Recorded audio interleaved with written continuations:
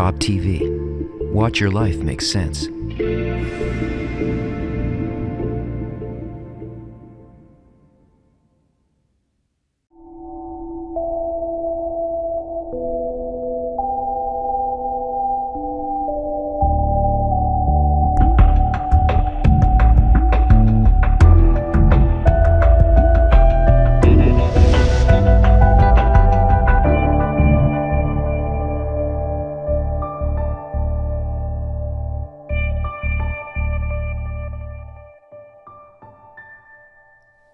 Hello everyone, welcome. Thank you for joining us to another Ask the Kabbalist show. With me as always, ready to answer all your questions, Kabbalist Dr. Michael Laitman. Hello. Hi Dr. Laitman. Today we'll begin with our first question right away, but right before that, as usual, I remind you that you can go to tv.Kabbalah.info, and right there's an Ask the Kabbalist page. This is the place where you come to submit your questions, and you can send video questions or audio questions or text questions.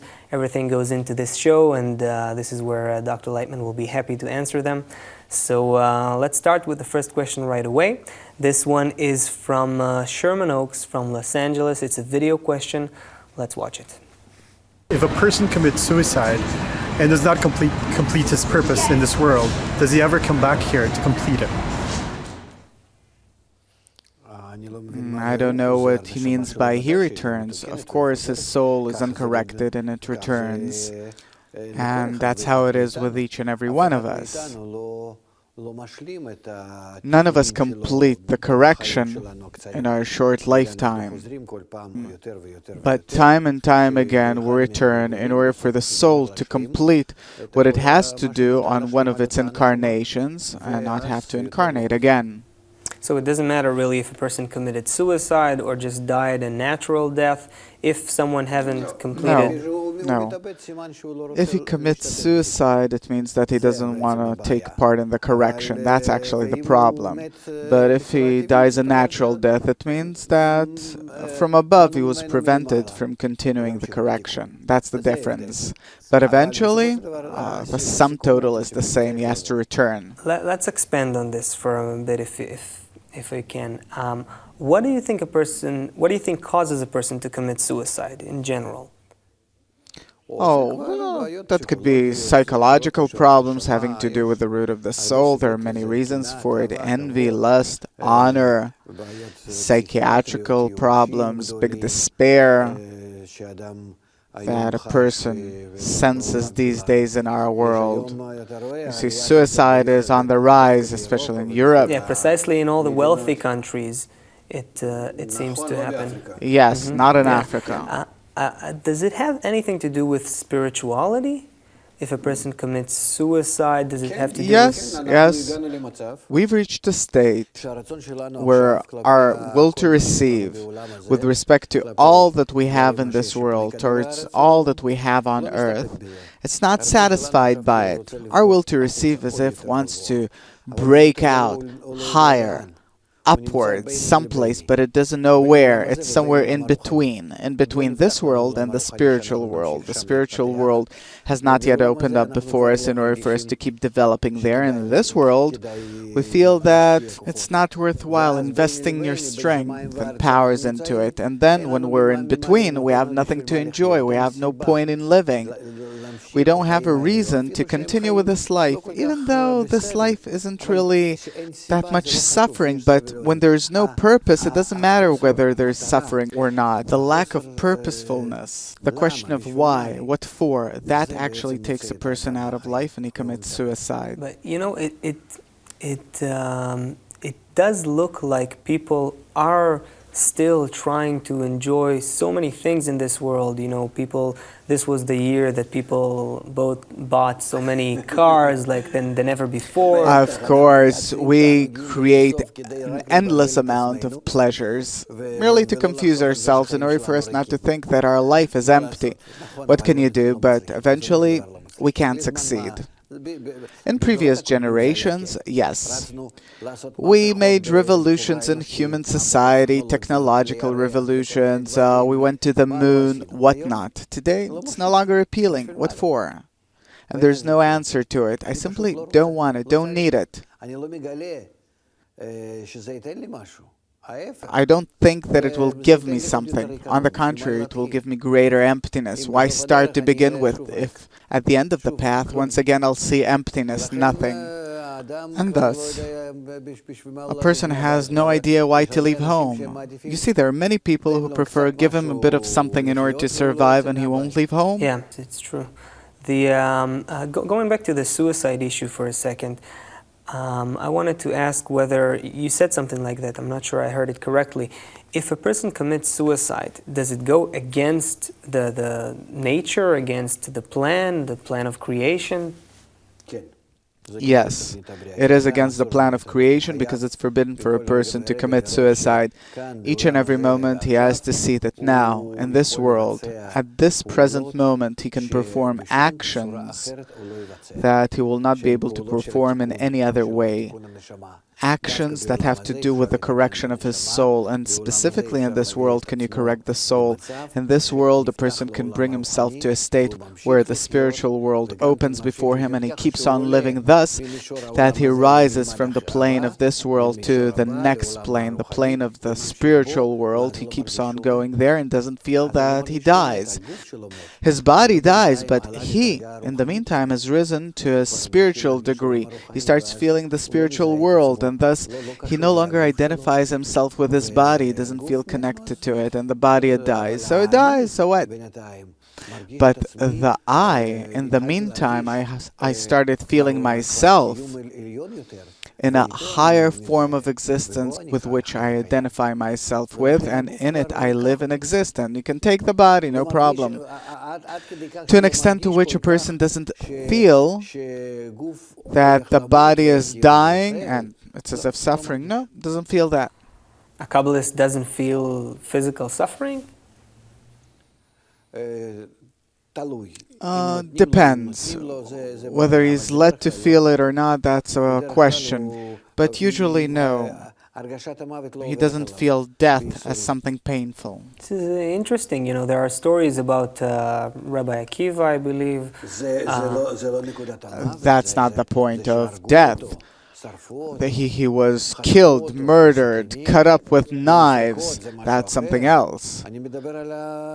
I'm talking about this corporeal bodily life leaving a person. Okay, and such a suffering, torments like that story about Rabbi Akiva. It was that, of course, undoubtedly that he feels that. Okay. Well, there's more questions here. The next one is coming from Karen. She's from Philadelphia. It's another video question. Let's see what Karen has to say. Hi, my name is Karen from Philadelphia, and I have a question. How do we deal with the question that arises in us about who am I to embark on this path? That is, what is the role of humility in spiritual ascension? I don't exactly understand what she's asking. I think, Kabbalists or the Kabbalistic texts mentions a lot this notion of humility, modesty.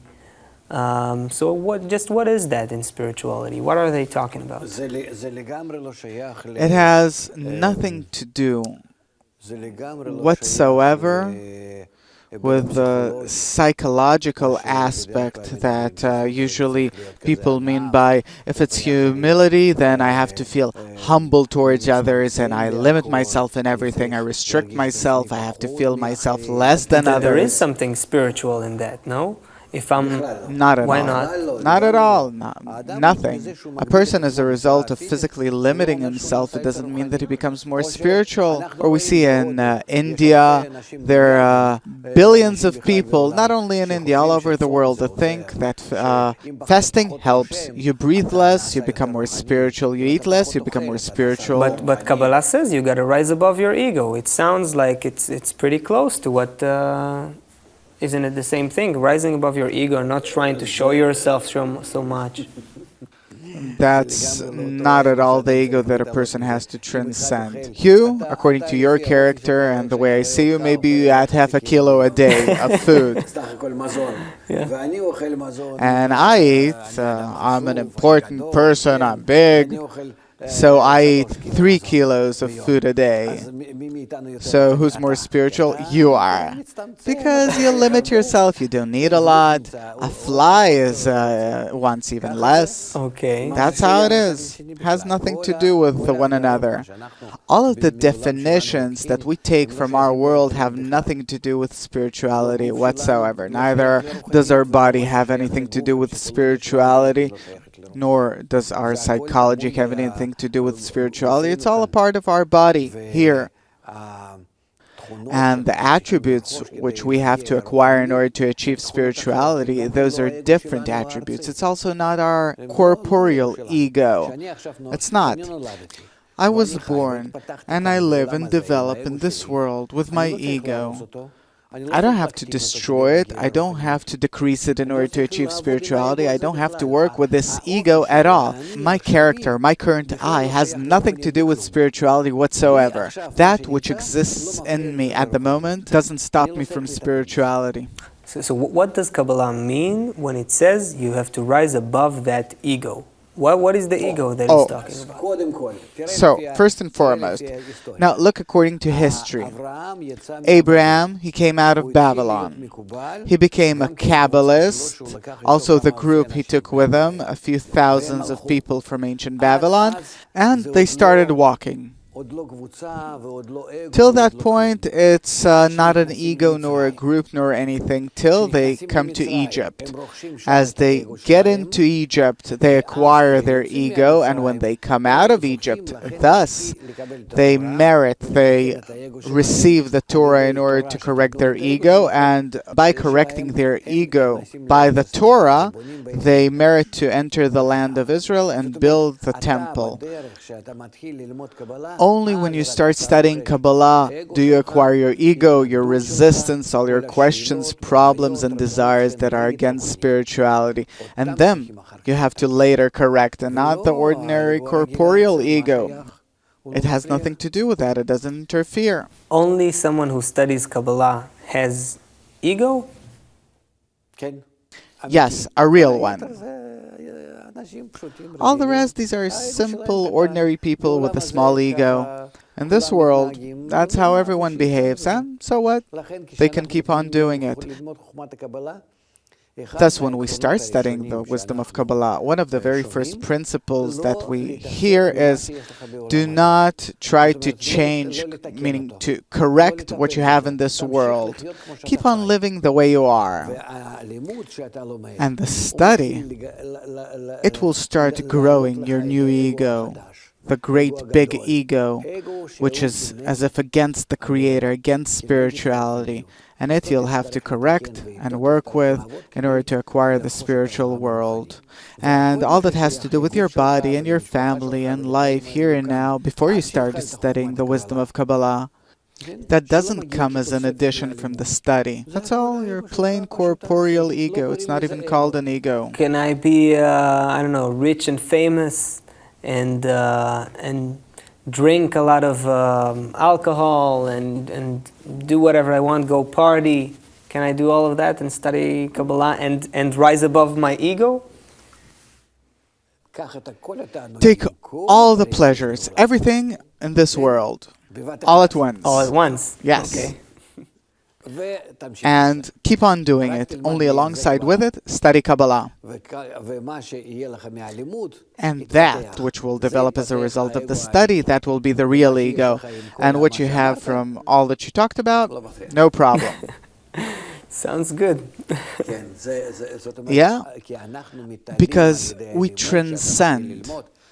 When you start studying, you transcend all these corporeal things. And gradually they, as if disappear, dissolve. You stop working with them. You stop giving them any importance. What's that ego that becomes revealed? That now it sounds scary if it's not... That's the ego which is called Pharaoh. That's the ego that's specifically against the Creator, against spirituality. It's on the same level, on the same height. Pharaoh against the Creator, and down below it's our small world with all its petty games. Thus, it's something altogether different. It's a different dimension. Such questions, problems, rejections, queries about the Creator against the spiritual world, that a person in our world, he doesn't feel it. Like wanting to exploit the Creator, like wanting to take advantage of Yes, true. I see. Okay, so there's a whole... So everyone can calm down and keep on with their ordinary lives. Okay, thank you for clarifying that. Let's... And besides that, the wisdom of Kabbalah does not demand the person to take on himself any restrictions. You can be a Christian, you can practice any religion, doesn't matter. You can be a vegetarian or constantly eat meat or sex, or you can have any sexual inclinations, whatever you want. It doesn't have to do with... Whatever you have in this world, keep it. Only alongside with it, start studying the wisdom of Kabbalah. And that which will develop as a result will be spirituality. Let's go on to another question. This one is coming from James from Missouri. It's an audio question. And let's hear what James has to say. My name's James. I'm from Lee Summit, Missouri. And I just wanted to ask Rav Laitman, I know what is the role or the aim of society, knowing that we need some major changes right now. What's the goal, or what is the aim that society should have over here in the United States, and I guess in the English-speaking world? Thank you.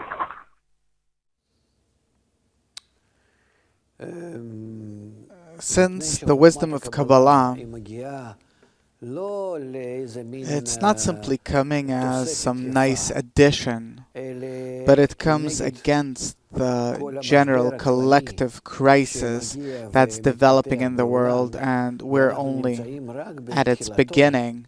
And it will be a crisis which will draw into it like a hurricane that draws everything inside it. This crisis will take all of people, the whole of humanity in all fields, families, kids, food will be harmed, economics, the financial system, workplaces, relation between man and his family and the environment altogether, and along with general ecology that's encompassing us from all sides. The crisis is happening everywhere, meaning it's really closing down on us from all sides. And the wisdom of Kabbalah thus is revealed because it reveals to us the law of equilibrium, which we have to achieve with nature. And if we'll know how to keep balance with nature, we'll reach the best possible life, really comfortable life, such that we'll simply feel good in everything. We, the kids, work, future, health, security, pension, vacation, everything. Because this law of balance with nature, it organizes our whole lives in the particular and in the general. And thus the wisdom of Kabbalah first and foremost teaches how a person has to organize his environment, how it should influence each and every one. We have to organize our environment such through the media lines, each and every one, even from word of mouth, even though we're in the civilization of the internet and in a virtual civilization. Specifically because of that, so it's said, the strongest influence. That this development, the extension of the rumors and knowledge, and especially thoughts, come from one person to the other directly and not through the media lines. And thus, We have to want to build such an environment that will influence each and every one and convince him that we're in need of reciprocity, mutuality, mutual consideration, that through it we achieve balance with nature, so that the influence of the environment over a person will be a good one, to be saved of all the blows and the problems. In order to survive, we have to build such an environment that would shame a person if he doesn't behave well with his environment.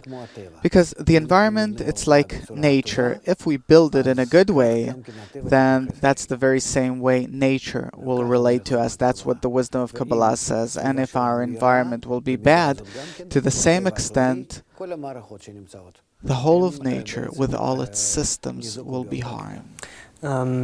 Back to another part of James' question. He asked whether the English-speaking part of society in the world, I don't know, maybe in the United States or not only, do you see a specific role that they have in educating the world, like you said?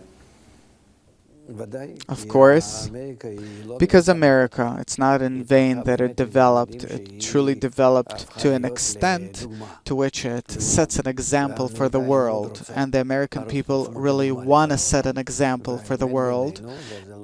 And it's not really a secret that lately it's not really a good example. And thus, he has an opportunity now to see what the wisdom of Kabbalah says, how it speaks about the correction of the world rationally. It bases itself entirely on science and on logic and common sense, and it tells us what we have to do. And if the English speakers, and especially the American people, will take that, undoubtedly could it spread around the world and bring the world to correction. Thus, I have great hope that eventually it will be heard. And specifically through the English speakers, through America. Also through the regular standard media tools that exist today in America, like Hollywood, like... Truly through all those media lines and the ways that people are used to getting it, it should come to them. Although it's possible that we've developed a very big and serious site in the English language with all the Kabbalistic media and everything, but nevertheless, we've developed it as being professionals in Kabbalah, not in the different Hollywood forms of media and what an American ordinary person is used to consuming. So let's hope that they'll take it from there and process it, and we're ready to work together with them and presenting the wisdom of Kabbalah to each and every one in the world, because we see how it helps amongst those few millions that are connected to us for the time being. We see how their lives became unique, so why shouldn't it be shared by everyone? Okay, I'll thank Dr. Laitman for being with us and answering all the questions. Thank you so much, and thank you for being with us. You can go ahead and ask more questions on tv.Kabbalah.info, on our Ask the Kabbalist page, where you submit video questions or audio questions, text questions as well. We'll be happy to receive them. Until the next show, all the best.